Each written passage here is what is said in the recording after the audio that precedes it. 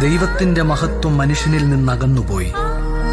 ഇപ്പോൾ നരവർഗം നഗ്നരും തുറന്നു കാട്ടപ്പെടുന്നവരുമാണ്. തന്റെ വസ്ത്രങ്ങൾ അഴിച്ചു മാറ്റപ്പെട്ടവൻ നമുക്കെല്ലാവർക്കും ദൈവത്തിന്റെ മഹത്വമായ ആദ്യത്തെ വസ്ത്രം നഷ്ടപ്പെട്ടുവെന്ന് ഓർമ്മിപ്പിക്കുന്നു.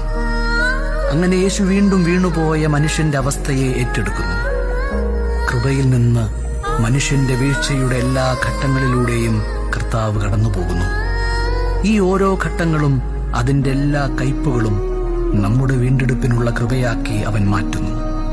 പാപം നിറഞ്ഞ മനുഷ്യനെ ഉരിഞ്ഞുമാറ്റി മറ്റൊരു ക്രിസ്തുവായി നിന്റെ കൃപയുടെ വെളിച്ചം ഞങ്ങളെ ധരിപ്പിക്കണമേ.